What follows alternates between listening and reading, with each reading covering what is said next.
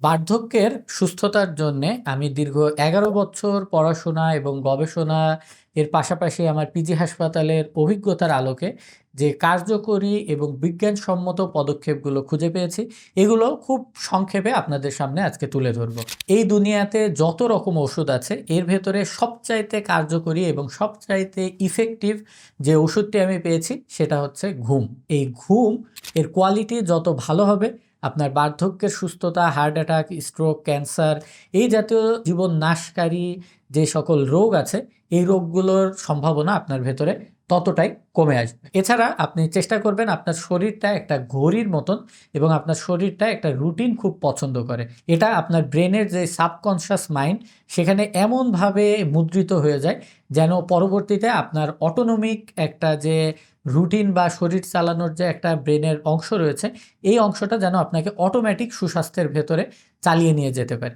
এর জন্যে ডিসিপ্লিন তৈরি করাটা সবচাইতে গুরুত্বপূর্ণ, যার জন্যে কিন্তু প্রতিদিন একই টাইমে ঘুমাতে যাওয়ার অভ্যাস করাটা সবচাইতে শ্রেয়, এবং সেটা যদি রাত ১২টার আগে হয় তাহলে সবচাইতে ভালো। এছাড়াও আরও বেশ কিছু স্টেপ রয়েছে, যেমন ঘুমানোর অন্তত পক্ষে ২ থেকে ৩ ঘন্টা আগে খাবার দাবার শেষ করে ফেলা এবং রাতে খুব হালকা ধরনের কোনো খাবার দাবার চয়েস করা, বিশেষ করে রিচ ফুড বা হেভি ফুড রাতে নিয়মিত না খাওয়া। রাতে আপনি যদি শুধুমাত্র ছোলা ভুনা খান ১ পিরিচ পরিমাণ, তাতেই কিন্তু আপনার রাত্রের একটা ভালো খাবার দাবার এবং পুষ্টিসম্পন্ন খাবার দাবার সম্পন্ন হবে এবং আপনার লিভার বা আপনার রক্তের ভেতরে অতিরিক্ত সুগার এবং কার্বোহাইড্রেট নিয়ে আপনি ঘুমাতে যাবেন না। এছাড়াও পানি অধিক পরিমাণে পান করবেন সূর্যোদয় থেকে সূর্যাস্ত পর্যন্ত। সূর্যাস্তের পরে বেশি পানি পান করবেন না।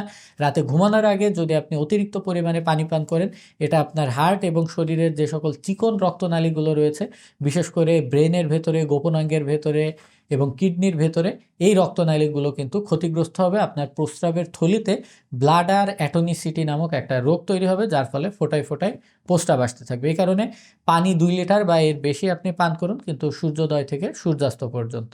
পায়ের যে জুতা আছে এটা ঘরের বাইরে খুলে আসবেন, বাইরের জুতা ঘরের ভেতরে আনবেন না। এটা একটা রূপক কথা, যার মাধ্যমে পরিষ্কার পরিচ্ছন্নতা কিন্তু বোঝানো হয়েছে, যার ফলে আপনি ইনফেকশাস ডিজিজের থেকে বেঁচে থাকবেন। আর আপনার শ্রবণ শক্তি সবচাইতে মূল্যবান একটা শক্তি। এই শ্রবণ শক্তি থাকতে থাকতে এটার হেফাজত করবার চেষ্টা করবেন, কারণ শ্রবণ শক্তি যদি একবার ড্যামেজ হয়ে যায়, সেই ক্ষেত্রে ককলিয়ার ইমপ্লান্ট করেও কিন্তু খুব একটা উপকার হয় না। কানের ভেতরে অতিরিক্ত একটা মাইকের মতন মেশিন পরে কিন্তু আপনাকে শেষ বয়সে থাকতে হবে। এছাড়া যে কোনো রকম চা, কফি বা উত্তেজনামূলক যে সকল খাবার আছে, এগুলো সূর্যাস্তের আগেই খাওয়া শেষ করে ফেলবেন, না হলে এটা আপনার ঘুমের গুণগত মানকে নষ্ট করবে। আপনার শরীরে যত রকম রিপেয়ার কাজ হয়, এর ম্যাক্সিমামই হয় আপনার ডিপ স্লিপের ভেতরে। আর আপনি যদি চা কফি খান, সেক্ষেত্রে আপনার এই ডিপ স্লিপটা ব্যাহত হবে। এর পাশাপাশি নিয়মিত ডেন্টিস্টের কাছে যাওয়ার অভ্যাস করুন, দাঁতের সুস্থতা নিশ্চিত করুন। সকালে এবং রাতে চেষ্টা করুন দাঁত ব্রাশ করার, এবং এর পাশাপাশি একটা টাং স্ক্র্যাপার দিয়ে নিজের জিহ্বা পরিষ্কার করার। জিহ্বার ভেতরে জমে থাকা ময়লা আমাদের মুখ এবং পেট উভয় জায়গার স্বাস্থ্যকেই নষ্ট করে, হজম শক্তিও ধ্বংস করে ফেলে। নিয়মিত ব্যায়াম যদি আপনি করতে আলস্যতা বোধ করেন, সেক্ষেত্রে অন্তত পক্ষে ৩০ বার করে সারাদিনে উঠবস করবার অভ্যাস গড়ে তুলুন। দীর্ঘ সময় বসে থাকা অ্যাভয়েড করুন। যদি ১ থেকে ২ ঘন্টা সময় পার হয়ে যায়, তাহলে উঠে কিছুটা হাঁটাহাঁটি করুন, কিছুটা উঠবস করুন এবং সব সময় সোজা হয়ে দাঁড়ানোর অভ্যাস করবেন।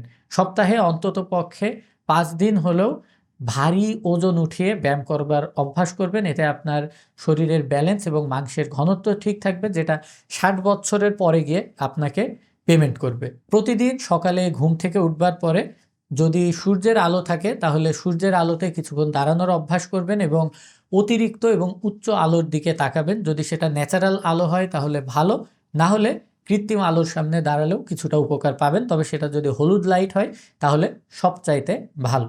কারণ এই সময়ের থেকে ঠিক ১২ থেকে ১৪ ঘন্টা পরে আপনার ব্রেনের ভেতরে মেলাটোনিন সিক্রেট হবে, যেটা আপনার ঘুমের গভীরতাকে এবং ঘুমের গুণগত মানকে ভালো করবে। সূর্যাস্তের পরে উজ্জ্বল আলোর ভেতরে যাওয়া এড়িয়ে চলুন এবং ঘুমানোর ১ ঘন্টা আগে যদি সুযোগ থাকে তাহলে লাল রঙের ডিম লাইটের ভেতরে থাকার অভ্যাস করুন। এর পাশাপাশি যদি একটা বই পড়ার অভ্যাস করতে পারেন আপনি, তাহলে আপনার ঘুমের গুণগত মানটা আরও বেশি হবে। এবং আপনার যদি ওজনের আধিক্যতা থাকে তাহলে GLP-1 ইনজেকশন নেয়ার বিষয়ে পড়াশোনা করুন, জ্ঞান অর্জন করুন। প্রয়োজনে একজন হরমোন ডাক্তারের পরামর্শ নিন। বর্তমানে যত রকম মেডিসিন আছে তার ভেতরে এই ইনজেকশনটার কার্যকরী ক্ষমতা এবং বার্ধক্যের সুস্থতা নিশ্চিত করবার জন্যে সবচাইতে বেশি বৈজ্ঞানিক প্রমাণ পাওয়া গেছে। মোবাইলের যাবতীয় প্রকার নোটিফিকেশন বন্ধ করে রাখুন এবং সোশ্যাল মিডিয়া ব্যবহারের বিষয়ে সীমিত হন, সময় নির্দিষ্ট করে রাখুন।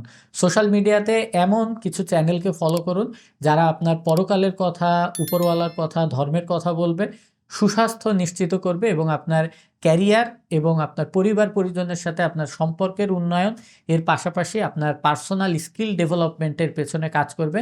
এই জাতীয় কিছু কিছু মানুষকে ফলো করুন, কিছু কিছু চ্যানেলকে ফলো করে রাখুন। ধূমপান, মদপান এবং এর পাশাপাশি যাবতীয় প্রকার নেশাজাতক দ্রব্য থেকে নিজেকে উইথড্র করে ফেলুন এবং সপ্তাহে অন্তত পক্ষে ১ দিন আপনার কোনো বন্ধু বান্ধব বা আত্মীয় স্বজনের বাসাতে বেড়াতে যান। এটা আপনার মানসিক এবং সামাজিক সুস্থতা নিশ্চিত করবে। মনে রাখবেন, হঠাৎ মৃত্যুর ভেতরে একটা বড় পরিমাণের মৃত্যু কিন্তু আত্মহত্যার কারণে হয়, যেটা কিনা মানসিক সমস্যার থেকেই তৈরি হয়। এই জিনিসটাকে ঠেকানোর জন্য কিন্তু আপনার সামাজিক জীবন এবং আপনি কতটা মানুষজনের সঙ্গে কানেক্টেড, এটা খুবই গুরুত্বপূর্ণ। এছাড়াও আরও বেশ কিছু কিছু টিপস রয়েছে। আপনাদের মনোযোগ হারিয়ে যাওয়ার ভয়তে আর সেগুলো বলছি না, আমি পরবর্তী ভিডিওতে আরও সংক্ষেপে এই জিনিসটা আপনাদের সামনে তুলে ধরব।